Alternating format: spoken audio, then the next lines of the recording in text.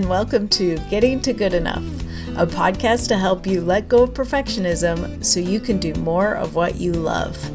I'm Shannon Wilkinson, a life coach in Portland, Oregon. I'm a recovering perfectionist who's getting better at good enough. And I'm Janine Adams, a certified professional organizer in St. Louis, Missouri, and I'm lucky enough to be naturally good at good enough. And today we're talking about ambivalence. It can be sneaky. Hey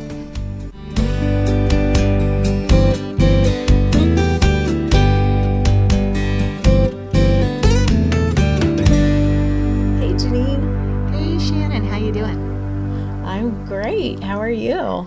I'm great too. I don't know if I've ever said this before, but I am glad it's December.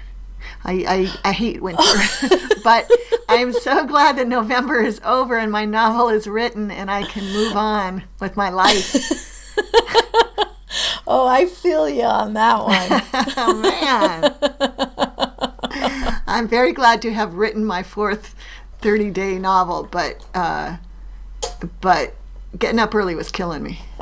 Yeah, because you got up early every day to get your words in, right? Right, yeah, I had to. And also my novel was really boring. Oh, no. It really was. Yeah, mine was, well, I'll never go back and read it, so it doesn't matter, but mine was pretty choppy. That whole forgetting what I wrote the day before thing, that really didn't work in my favor. But it's done, and yeah. I got it done early, which Yay. I was very happy about. That's right. You finished on the 28th, 29th? Yeah. Something like that, I think. Yeah, that's great. And it just feels, it felt great to embrace that imperfection and just go for it and not worry about anything but getting the words in.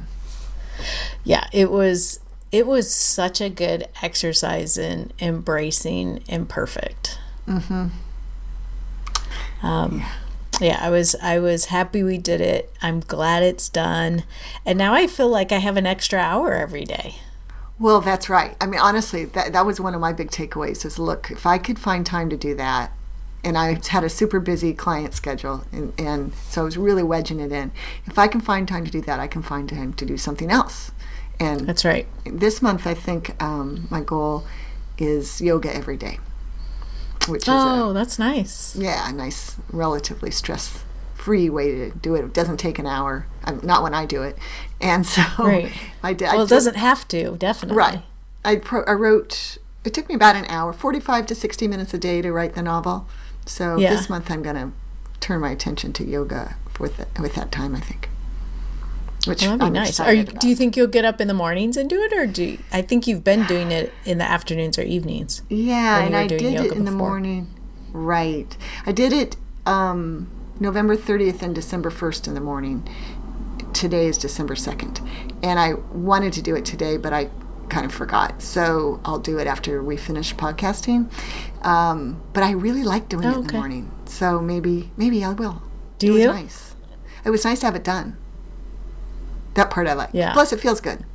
So, anyway, I just love yoga. It's kind of a nice way to start your day. Yeah, she's just a little bright light in my life. So it's nice to spend time with her. She is. Yeah. Yeah. So, well, anyway, that's great. I'm glad. Yeah, I would not want to write a novel in 60 days. 30 days was plenty.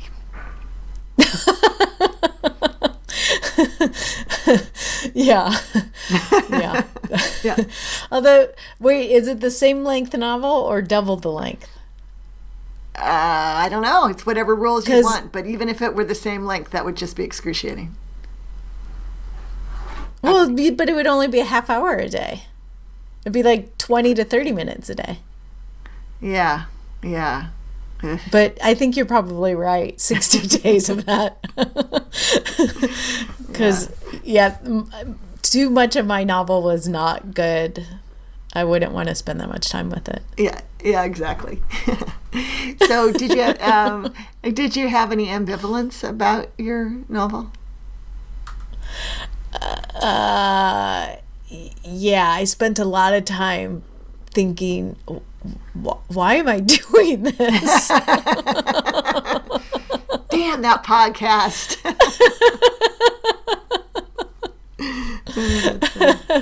But it's interesting. I was listening to a podcast today with Armchair Expert with Judd Apatow. Oh, is that how you pronounce it? Apatow? Yeah, I think so. Apatow. And they were talking about writing, and they were saying that he's like, you just have to write. And he said, you just sit there and you write, and you even just are writing. Like, I'm just sitting here writing and I don't have anything to write about. And then that reminds me of, whatever. And you just keep typing and typing. And then all of a sudden it reminds you of the cat you had when you were a kid. And then that reminds you of a story. And then all of a sudden you have the joke that you needed. Wow. And that's basically my novel. Stream of consciousness, and then I finally get to like the actual scene that I wanted to write about. I see. Okay. Well, you followed Judd Apatow's advice, and he's very successful. So there you go. I know. Yeah. I mean, yeah. But yeah, there was a certain amount of ambivalence, both about the novel, about the process. But because of the time frame and the conditions for what we were doing, I just made the decision to go with it. Mm-hmm. You couldn't let the ambivalence slow you down. Or I think right. I didn't feel ambivalent about the challenge, but perhaps I was a little ambivalent over whether it was a worthwhile effort in terms of the quality of the work. And but of course, like we talked about before, knowing that no one's ever going to read it meant that had no consequence. So it didn't. Right. It was okay. But if I'd been contracted to write that novel, there would have been some ambivalence about whether I should start over. Yeah. Yeah. Yeah. Well, and it's funny because sometimes you don't really recognize ambivalence until after the fact. Mm-hmm. Yeah. You don't feel, maybe sometimes I don't feel strongly about something or clear about something, right. But I don't think of it in terms of wishy-washy or being afraid to make a decision or do we think we need to define ambivalence, by the way? Is there any chance people don't know what it means? I suppose it's possible. That makes me want to look it up with the real definition. I know. I was going to say, do you have a good definition at hand? I can. Yes, indeed. Yeah. Yeah, let's see. Because we love the internet. We sure do. A definition of ambivalence, according to Merriam-Webster, is simultaneous and contradictory attitudes or feelings, such as attraction and repulsion toward an object, person, or action, continual fluctuation as between one thing and its opposite, uncertainty as to which approach to follow. So I was sort of thinking about that last definition, uncertainty as to which approach to follow. That's how I was thinking of it in terms of our episode today. But right. But it's interesting to think about contradictory, simultaneous attitudes too. Yeah, well, and I think about that a lot, where there's something that I will want to do, but also I'm like holding back on doing it. Like, well, for example, I've talked about walking the Camino, the Camino de Santiago, and I've been thinking about walking it and talking about wanting to walk it for years, but I never really did anything about it. Like, I really wanted to do it, but I wasn't doing it. And I didn't really realize until things shifted for me the amount of ambivalence I had about it. And it turned out that I got clarity when a friend told me about there's several different routes, and I only knew about the routes that went through Spain, but there's also a route that heads north through Portugal.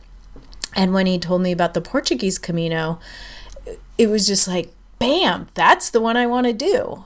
And then my ambivalence was gone, and I started doing everything I needed to do to put that in place to make it happen. Wow. That's great that you got that clarity.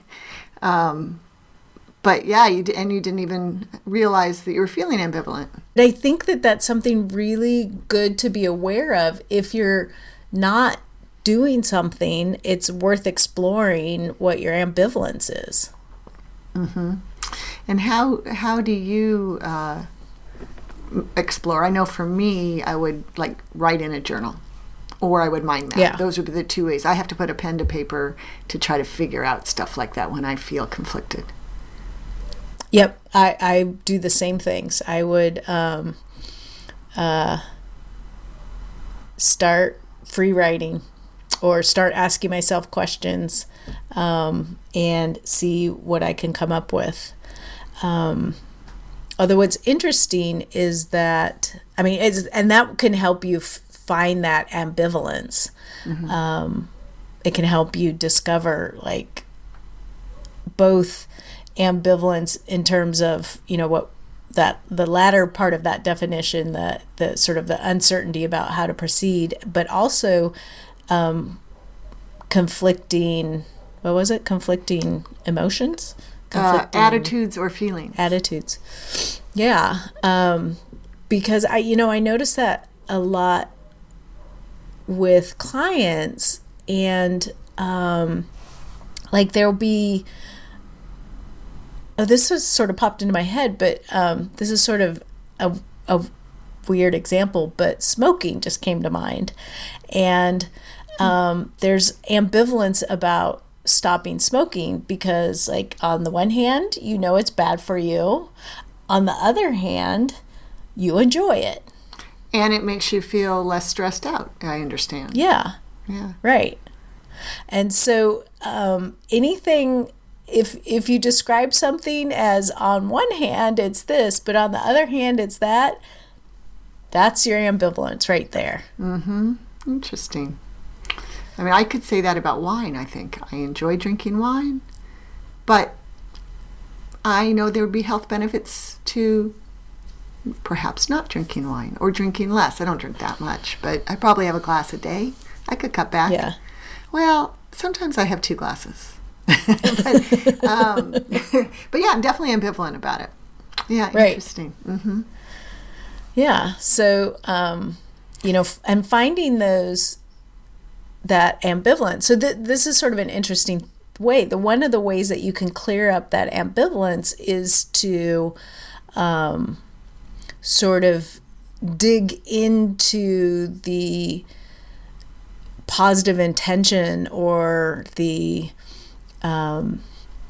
sort of the purpose of why you're doing each side. So if you look at, drinking wine, like you want to keep drinking it, we can do this, or I could just make it up.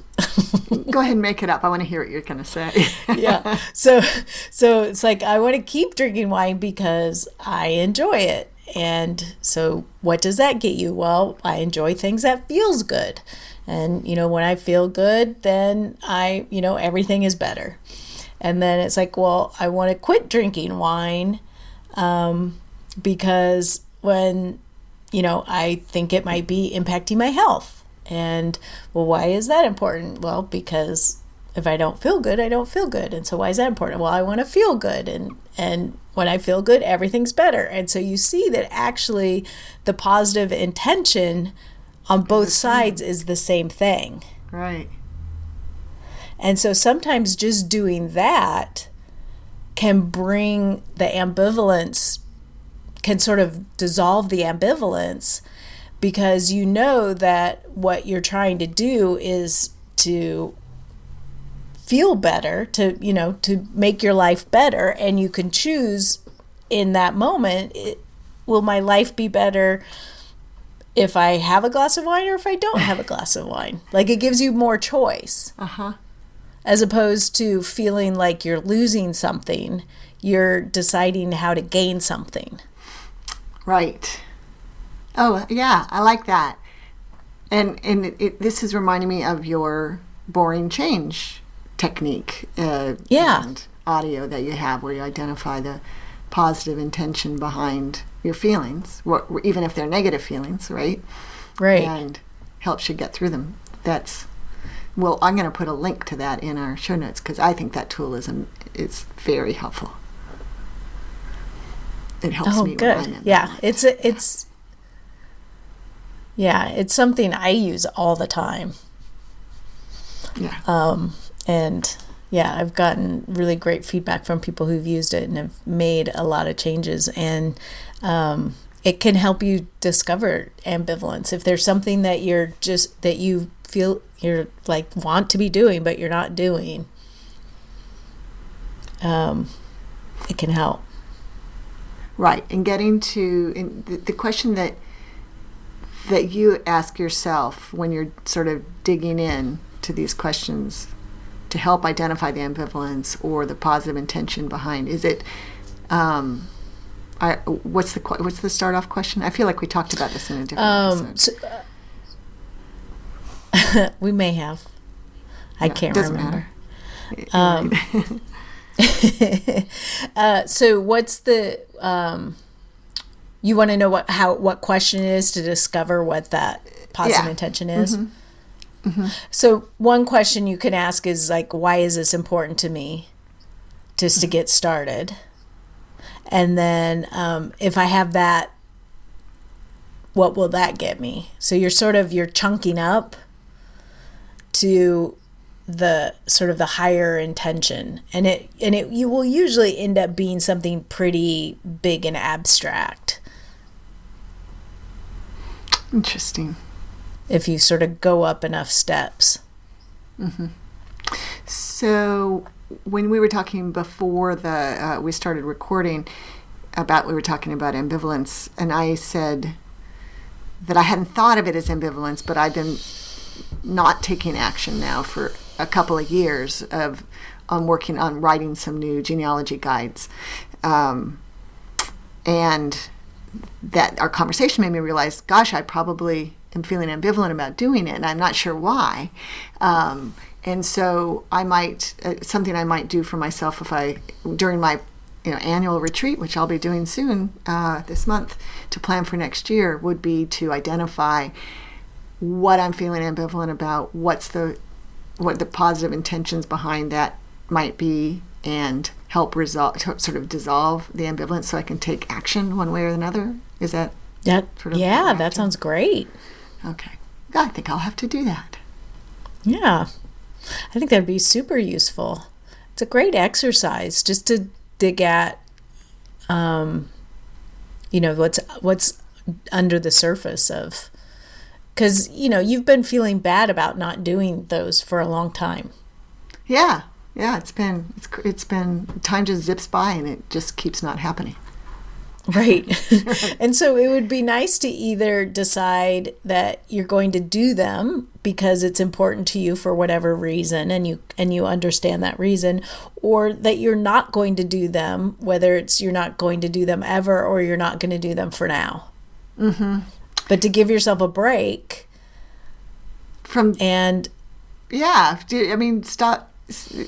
decide so I'm not feeling bad when I think about it. Right. And this applies to obviously so many types of things. Yeah. Well, and there's, the decision point is interesting because we feel like we're making a decision when we choose to do something, but you're also making a decision when you choose not to do something. Or when you just don't do something, whether or not you feel you've chosen not to do it. Yeah. Yeah. Inaction can be a decision, or right? Is that what you're saying? Yeah, absolutely. Yeah, I mean, I think people think that they're making a decision or making a choice only when they decide to take action, but not deciding is also a choice. Mm-hmm. Absolutely. Yeah, if you get an invitation in the mail and you don't decide whether to RSVP, and you can't decide whether or not to go, you're not going, presumably, unless you're rude, I guess. Yeah, unless you show up without RSVP. Right, and that is the choice. Yeah. Yeah. Well, it takes a lot of energy to sort of maintain all of these things that we're not making decisions on. Mm-hmm. And so one thing I like to talk about is how maybes are no's until they're yeses. Mm-hmm. I like that. Yeah. So if something is a maybe, just make it a no. And then and notice how you feel when you're like, okay, it's a no for now. And if you feel a sense of relief, then it's a no. Right. And if you still feel ambivalent about it, it's a no for now. And then give yourself a time when you're going to reconsider it. Mm-hmm. But create space where it's not rolling around in the back of your head. Right. Because that can just crowd your head. I mean, my brain can't handle all those loose ends. Right. Yeah. I think that right. that when you can just say yes or no, ideally if you can make a decision and not be ambivalent, that's terrific. But yeah, a maybe is a no. Wait until it's a yes. Is that what you said? Yeah. Maybes are no's until they're yeses. Yeah. Right. Yes. That's excellent. Correct. I like it. Maybe. Well, and that goes along with the whole idea of one thing I noticed for myself, and I've seen this in clients too.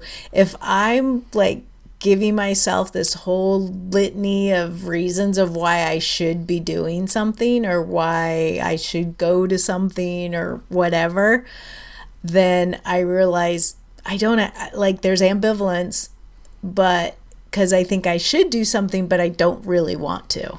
Mm-hmm.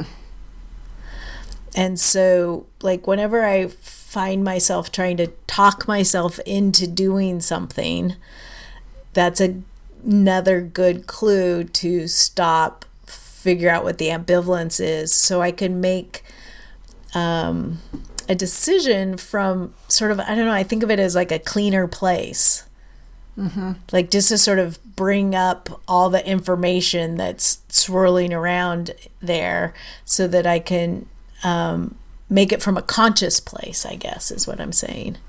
Right. That's what I was thinking. A conscious decision based on not a bunch of shoulds, but on your true feelings and desires about that particular thing, perhaps. Yeah, because, there's research that shows that when ambivalence is high, making a choice is unpleasant because of the uncertainty of the consequences of the choice.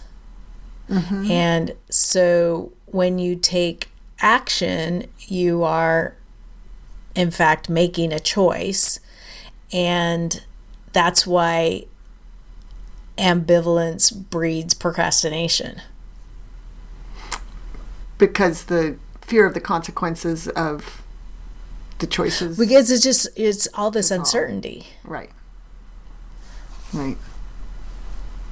That makes sense, that if one can get past and get clarity so they don't feeling ambivalent, they're going to stop procrastinating on that thing that they're more ambivalent about. Right. Yeah. Yeah, I mean, when you start thinking about it, it seems obvious. Like, well, of course I would struggle to take action on something that I have conflicting emotions about. Mm-hmm. But when you're in the middle of it, it just seems like you should be able to do it. Right.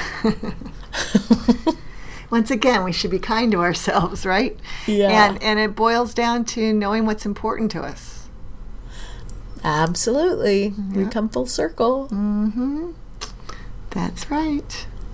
Yep. It makes a huge difference to know why something is important. And that can help you surface the ambivalence as well. Mm-hmm.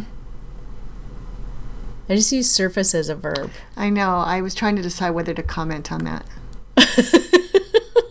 I didn't want to be obnoxious, so I chose to remain silent. Well, you didn't have to. I did it for myself. That's right. Thought maybe that was some sort of coach speak I'd never heard. No, after I said it, I was like, oh no. I verbed a noun. I hate that. It's so common. Verbing nouns or surface? Verbing nouns. Yeah. Oh, it sure is. I won't even use impact as a verb. I'm old school. Oh, I like that. I like that you don't use it as a verb. Well, thank you. It's probably in the dictionary now. Just like literally. Is that right? Literally is in the dictionary, meaning figurative. I mean, meaning figuratively. Yeah. Oh my gosh. Oh, and another one, nonplussed. I know. I mean, I was reading some like legit thing, and I thought, and they used it wrong. I thought, wait a minute. So I looked it up. I thought, was I wrong? And I read the definition of nonplussed, which is agitated or upset about something. And then its second definition was not agitated or upset about something. Like, what? They called it modern usage. Like, oh, this is sad. I know. It's like, just because people don't know the definition doesn't mean that you make the definition the one they think it is. Right. But apparently that's what we do now. We are old curmudgeons, Shannon. I know we are. At least I'm a baby boomer. You're not even a baby boomer. I'm nonplussed about it. Yes. Oh, man. Yeah, you're a boomer. I'm a Karen. That's right. I like the meme on that said, if they really knew us, they'd know that it wasn't Karen, that it was Heather. Oh, I don't even get that. Because there's way more Heathers than there were Karens in Gen X. Oh, I see. I guess I didn't even realize Karen. I had sort of caught wind of the whole Karen thing, but I don't think I realized it was about Gen X specifically. Oh, yeah. Karen is about Gen X. Yeah. Yeah. So, yeah. I just looked up nonplussed just to make sure, and because I do get it mixed up, but no, I was right. The first definition, surprised and confused so much that they are unsure how to react. Second definition, not disconcerted, unperturbed. It should just be like first definition, the what you said, the actual definition. Second definition, the antonym. Right. Its own antonym. It's North American informal. North American informal. Oh my goodness. Right. I feel like we've gone off the rails here. Too many asides. We have a little bit. Yeah. Too many unrelated asides for one episode. Exactly. Oh, all right. Well, so anything else to say about ambivalence? No, but I think, except, yes, that I think that this will... Are you ambivalent about it? I'm not. I just realized I was going to say no, and then I was going to say something. So I'll say yes. I think I will find this useful when I have my annual retreat where I'm thinking about stuff later this month. So, yay. Yeah. And I think sort of identifying ambivalence as a thing makes it easier to do something about it. Mm-hmm. And it also kind of takes away its power. Yeah, exactly. When you surface it. After you surfaced it, it becomes powerless. Oh, goodness. All right. We want to hear from you. Are you nonplussed about ambivalence? No. Okay. It depends which definition you mean. I know, that was the joke. Oh my gosh. All right. Well, anyway, just, let us know what you're thinking. You can send us an email at hello@gettingtogoodenough.com. You can leave a note, comment in the show notes at gettingtogoodenough.com. We're on Facebook and Instagram at Getting to Good Enough, and we're on Twitter at GTG Enough. And also, we love messages on our hotline at 413-424-GTGE. That's 4843. For now, this is Shannon Wilkinson in Portland, Oregon. And Janine Adams in St. Louis, Missouri. And we hope that good enough is getting easier for you.